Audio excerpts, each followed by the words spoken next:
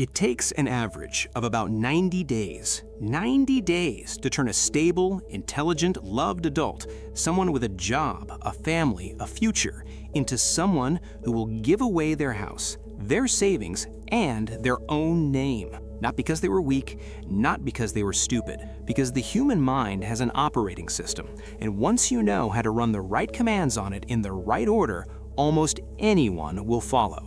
You're probably thinking, that could never be me. I'd see it coming. That's exactly what almost everyone who has ever joined a cult thought right up until the moment they didn't see it coming at all. This isn't a video about weak-minded people falling for obvious tricks.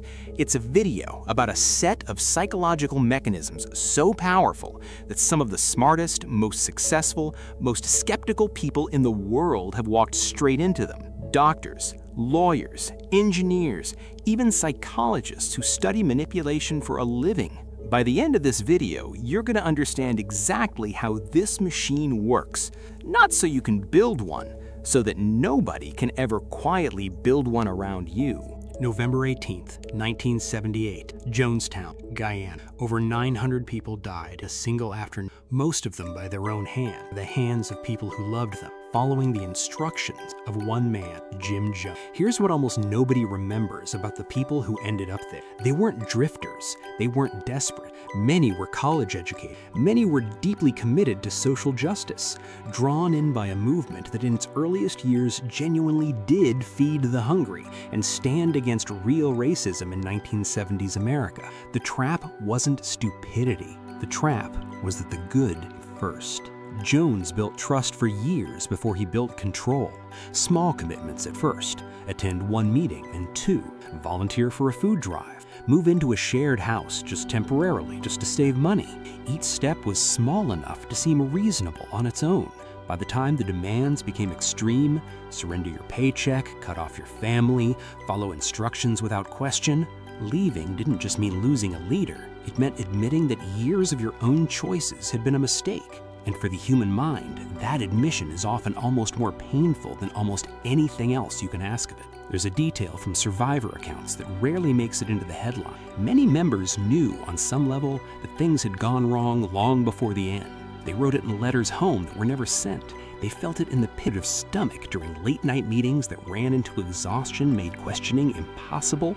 But by then, their entire social world, every friend, every routine, every sense of purpose, existed only inside those walls. Walking away didn't feel like walking off the edge of the only life they had left. 918 people died that day. 300 of them were children who never got the chance to choose anything at all. Now, fast forward to 2018, a company called Nixium, headquartered in upstate New York, marketed itself as an executive leadership and self-improvement seminar. Actors, heiresses, successful business owners all paid thousands of dollars to attend. Inside, the hidden structure existed, a secret sorority within the organization where women were required to hand over collateral, nude photographs, damaging personal secrets, before being accepted. Then came the branding, literally. Some members were physically branded with a symbol that, unknown to them at the time, incorporated the initials of the group's leader. The founder, Keith Raniere, was eventually convicted of racketeering, sex trafficking, and other federal crimes and sentenced to 120 years in prison.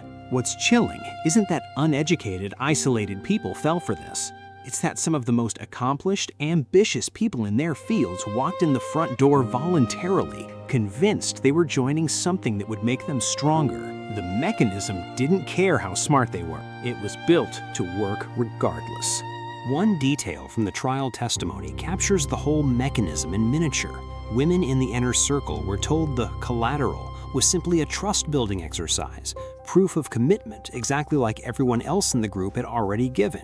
By the time each woman realized what she'd handed over and what it could be used for, others around her had already done the same thing and appeared from the outside to be completely fine with it. That's the machine again. Small commitment, social proof, escalation, running on people with law degrees and Hollywood careers. Here's the experiment that helps explain why minds this capable can end up this controlled. In 1961, psychologist Stanley Milgram brought ordinary volunteers into a lab and told them they were participating in a study on learning. Their job, administer what they believed were real electric shocks to another participant every time that person got an answer wrong, the shocks increasing in intensity with every mistake, all the way up to a label reading 450 volts, marked simply, "Danger, severe shock." The other participant was an actor. No one was actually shocked, but the volunteers didn't know that. And when a calm authority figure in the lab coat simply said the words, "Please continue," the majority of ordinary people, everyday adults, not villains, not sadists, kept going all the way to the end of the dial. Not because they wanted to hurt anyone, because a person in a position of legitimate seeming authority told them to, one small step at a time, and reversing course felt harder than continuing. That's not a story about evil people. That's a story about the architecture already sitting inside every one of us, waiting for the right conditions to activate. So let's take the machine apart, piece by piece. The first gear is commitment and consistency, one of the 6 principles Robert Cialdini documented in his research on persuasion. Once you take a small action, attend one meeting, sign one form, say yes to one small favor, your brain works hard afterward to stay consistent with that choice. Admitting you made a mistake feels worse than doubling down does. Cult recruiters exploit this directly. They never ask for everything up front. They ask for one small yes, then build on it, then build on that. Each subsequent request only has to be slightly larger than the last one to feel reasonable, because you're not comparing it to where you started. You're comparing it to yesterday. The second gear is the foot in the door technique, a documented finding that people who agree to a smaller request become dramatically more likely to agree to a much larger one later, specifically because the first yes has already redefined how they see themselves. Say yes to attending one dinner, and you've quietly become the kind of person who says yes to this group. Every request after that is judged against that new identity, not your original one. Researchers have replicated this finding across dozens of completely unrelated contexts: charitable donations, safety sign placement in front of yards, workplace compliance, because the mechanism isn't specific to cults at all. Cults simply run it longer, harder, and with higher stakes than anyone else does.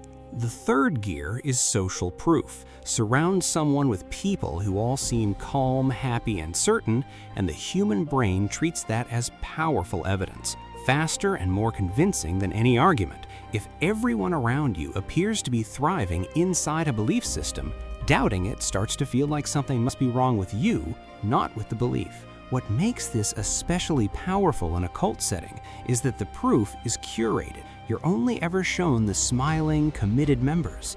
The ones who had doubts left quietly months or years earlier, and their absence is never explained, so you never see the counter-evidence sitting right outside the frame. And the fourth gear, the one Milgram's experiment exposed so starkly, is legitimized authority combined with incremental escalation. Nobody is asked to do something monstrous on day one. They're asked to take one small step past their previous comfort zone, then another, each one only slightly worse than the last, until the distance traveled from where they started becomes almost impossible to see from the inside. In Milgram's own data, when participants were asked to jump straight to the highest voltage with no gradual buildup, compliance collapsed almost completely. The horror was never the destination. It was always the incrementalism that got people. Put those 4 gears together, running for weeks or months, you don't need force. You don't need chains. The mind does the work on itself. Here's the part that should genuinely disturb you. Intelligence and skepticism don't protect you from this the way you'd hope.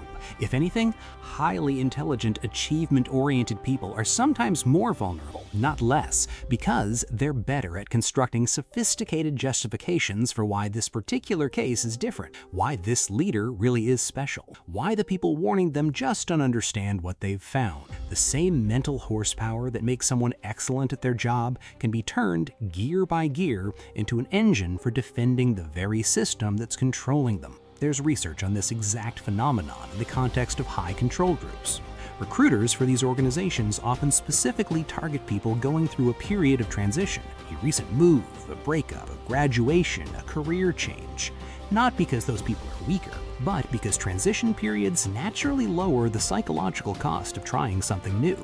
You're already redefining who you are. The group simply offers to help finish that redefinition on their terms. This is why almost every account from cult survivors includes some version of the same sentence. I thought I was the one person who could never fall for something like this. That belief isn't protection. In this specific context, it's often exactly what makes someone easier to catch off guard, because the confidence that you'd see it coming is precisely the blind spot the mechanism is engineered to slip through. So here's what actually protects you in your own life starting today. 1. Watch for isolation from outside perspective, even gentle isolation. Any group, relationship, or belief system that discourages contact with people who might question it, family, old friends, outside sources of information, deserves serious scrutiny, regardless of how loving the discouragement is framed. It rarely arrives as you can't see your family anymore. It arrives as your family just doesn't understand your growth right now, which is a much harder sentence to argue with and a much more effective one. 2. Notice escalating asks. Write them down if you have to. If the requests being made of you have grown steadily larger over time, and each one only felt reasonable because of the one before it, step back and evaluate the current ask completely on its own, as if you were hearing it for the first time with no history attached. Ask yourself honestly, would I say yes to this exact request from this exact person if it were the very first thing that ever asked of me? 3. Protect a standing outside check. One person or small handful of people who are not involved in the group or relationship in question, who you check in with regularly and who have explicit permission to tell you honestly if something looks wrong. Cults and controlling dynamics are almost powerless against a trusted outside perspective maintained consistently over time, which is exactly why so much energy inside these systems goes toward quietly discouraging exactly that kind of relationship. 4. Practice the discomfort of admitting a mistake in small ways in ordinary life. The instinct to double down rather than admit you are wrong is exactly the gear that keeps people trapped for years, past the point where they privately already knew something was off. The more comfortable you get saying, I was wrong about this in small situations, a bad purchase, a bad opinion, a bad first impression, the less power that instinct has over you when the stakes are enormous instead of small. Here's the hardest part of this whole video to sit with. The people in Jonestown, the members of NGIVM, the volunteers in Milgram's lab, they were not a different kind of person than you. They were regular people, subjected to a specific sequence of psychological pressure in a specific order over a specific amount of time. The mechanism doesn't check your IQ before it starts working. It only checks whether the conditions are in place. Which means the real protection was never being smarter than everyone who fell for it. The real protection is knowing the sequence well enough to recognize it the moment it starts, long before it's had 90 days to finish the job. Nobody joins a cult. They join a community, a family, a mission, a leadership program, one reasonable step at a time until the word cult is the last thing that would have ever occurred to them to use. You now know the gears. That alone puts you ahead of almost everyone who ever walked into one of these rooms without knowing what they were looking at. Tell me, have you ever seen a smaller version of this pattern in your own life? In a workplace, a relationship, a group? Put it in the comments. I read every single one. And if this changed how you look at the next group that asks for one small yes, subscribe. Next time we go back 2,500 years to a military manual that taught the ancient world the exact same lesson about influence, Sun Tzu's Art of War.